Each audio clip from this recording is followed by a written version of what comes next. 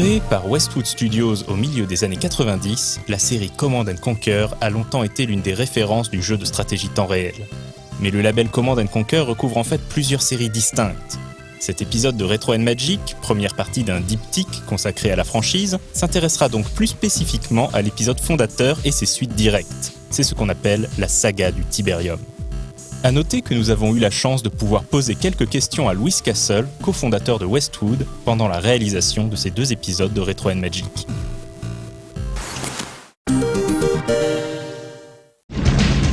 Command & Conquer est le successeur spirituel d'un précédent jeu développé par Westwood, Dune 2. Ce titre, qui a déjà fait l'objet d'un épisode de Retro & Magic, est souvent considéré comme l'acte fondateur du genre RTS, à défaut d'en être le premier représentant. Piloté par Brett Sperry et Ed Del Castillo, le projet qui deviendra Command & Conquer est lancé dès 1993. L'équipe basée à Las Vegas a 2 objectifs: améliorer l'expérience proposée par Dune 2 d'une part, et proposer un univers sur lequel Westwood aurait un contrôle total de l'autre, car la licence Dune limite énormément ce que les développeurs sont autorisés à faire dans le jeu. La première idée de Brett Sperry est de partir sur un univers de fantasy, mais il trouve finalement plus intéressant d'avoir des unités comme des avions et des tanks. Le studio décide donc de mettre en scène un monde contemporain qui conserve toutefois une part de science-fiction. Command & Conquer se déroule donc sur Terre à la fin du XXe siècle. Tout commence par la chute d'un météore en Italie, non loin du fleuve Tibre. Autour du lieu d'impact commence alors à se développer un mystérieux minerai toxique, le Tiberium. Hautement énergétique, le Tiberium devient rapidement une ressource très convoitée, et en 1999 éclate la première guerre du Tiberium, opposant 2 factions, le GDI, groupe de défense internationale fondé par les Nations Unies, et la confrérie du Node, un culte de dangereux fanatiques mené par le charismatique et mystérieux Kane, qui avait prophétisé l'arrivée du météore. Assez similaires graphiquement en dehors des couleurs, les 2 factions offrent néanmoins de subtiles différences de gameplay. Les unités du GDI sont plus résistantes, mais plus chères, tandis que celle du Node s'avère bon marché mais fragile. Le Tiberium est pour sa part un substitut à l'épice de Dune 2 et doit lui aussi être récolté à l'aide de moissonneuses au pathfinding assez hasardeux. L'un des aspects les plus marquants de Command & Conquer est sa narration. Tirant profit du support CD, Westwood raconte son histoire via de nombreuses scènes cinématiques, mélangeant images de synthèse et comédiens filmés sur fond vert.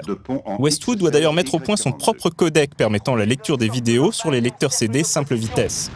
Les différents personnages du jeu sont pour la plupart incarnés par les développeurs eux-mêmes, à une notable exception près, Kane. Voici Kane. Ce dernier est en effet interprété par un acteur professionnel, Joseph David Koukan. Joe Koukan avait déjà travaillé pour Westwood, s'étant chargé de la direction des comédiens de doublage sur la série Kyrendia. Au départ, Koukan est uniquement supposé donner la réplique aux acteurs auditionnant pour le rôle de Kane. Mais l'équipe trouve qu'il est simplement parfait dans le rôle. Koukan ne se contentera pas de faire de Kane un méchant mémorable, mais s'impliquera à la fois dans la réalisation des cutscenes, la direction des comédiens et même l'écriture du jeu et de sa backstory. Il incarnera Kane jusqu'à l'épisode final de la série en 2010, une longévité qui lui vaudra d'entrer au livre Guinness des records. Le jeu bénéficie également d'une bande-son trépidante composée par Frank Klepacki, déjà à l'origine des thèmes de Dune 2. Bien, chef. Command & Conquer sort le 31 août 1995 et sera un énorme carton, grâce notamment à son mode multijoueur jusqu'à 4 en réseau. Un add-on verra le jour, Opération Survie, ajoutant 15 nouvelles missions. Le jeu sera également porté sur PlayStation et Saturn.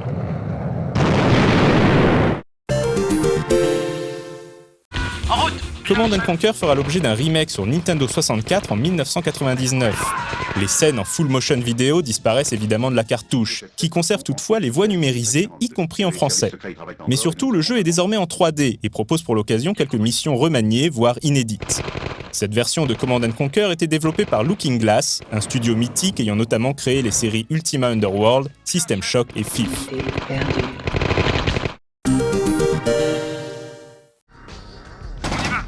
Collecteur attaqué.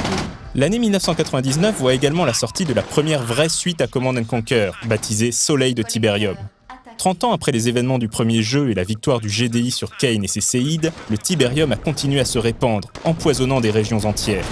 De nouvelles menaces font leur apparition, les oubliés, des mutants irradiés par le Tiberium, et surtout le retour de Kane, que tout le monde croyait mort. Vous feriez une grave erreur de jugement en me prenant pour un cadavre, Général Solomon. Mon jugement est bon, Kane. La nouvelle confrérie du Node lance une série d'attaques décisives contre le GDI, initiant la seconde guerre du Tiberium. Une fois encore, le joueur peut prendre le contrôle du GDI ou du Node, les oubliés étant quant à eux une faction neutre, un peu comme les Fremen dans les RTS Dune. Si le gameplay de base reste très similaire à celui du premier épisode, quelques subtilités font leur apparition, comme la présence de plusieurs types de Tiberium.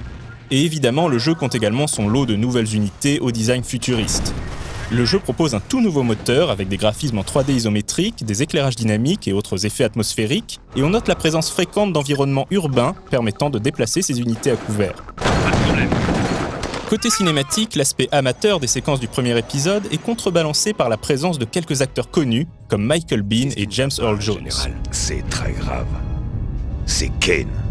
Quoi, Kane? Soleil de Tiberium aurait dû être plus innovant, mais Westwood est racheté en 1998 par Electronic Arts, qui obligera les développeurs à sortir le jeu plus tôt que prévu, causant la suppression d'un certain nombre d'idées de gameplay encore à l'état d'ébauche, comme la déformation du terrain ou la possibilité de changer l'angle de la caméra.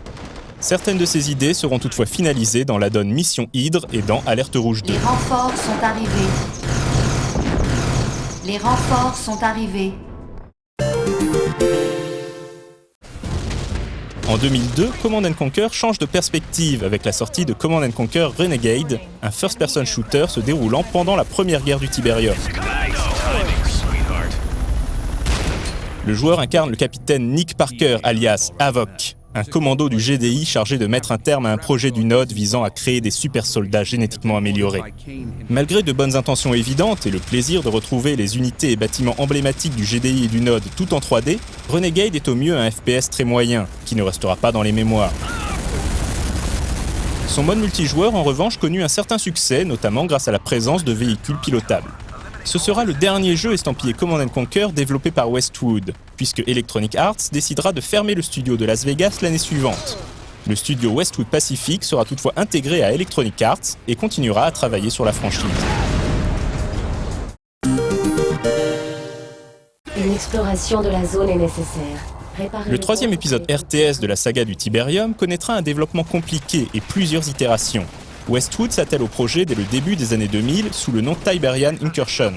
Mais la fermeture du studio causera également l'abandon de cette version du jeu. Certaines idées seront conservées, d'autres mises de côté, jusqu'à la sortie en 2007 de son incarnation finale, Command & Conquer 3, Les Guerres du Tiberium. Développé par le studio Electronic Arts Los Angeles, anciennement DreamWorks Interactive, le jeu sortira sur PC, Mac et Xbox 360. Juste là!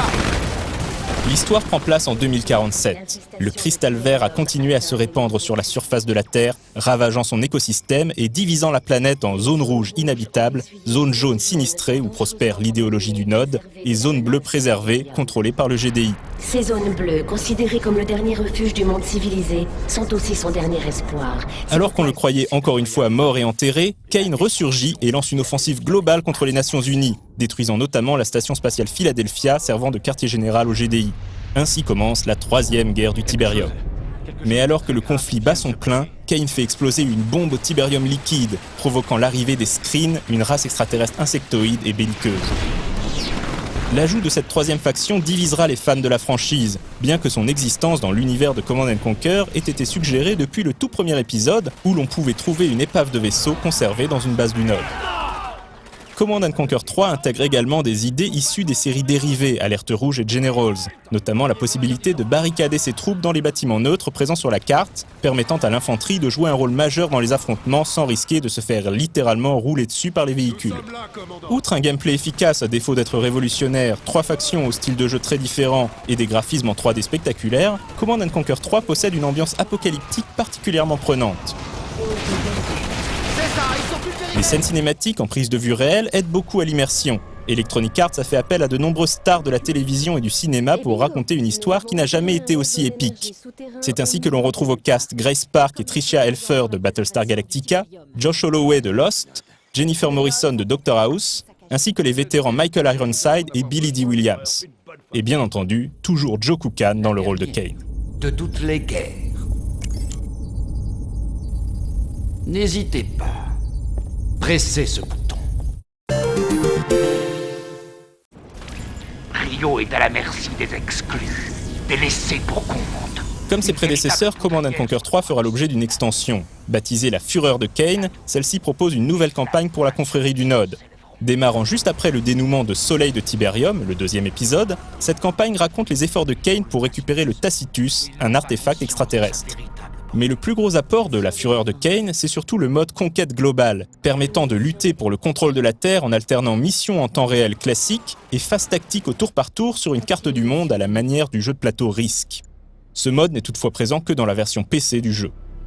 Optimisation du niveau.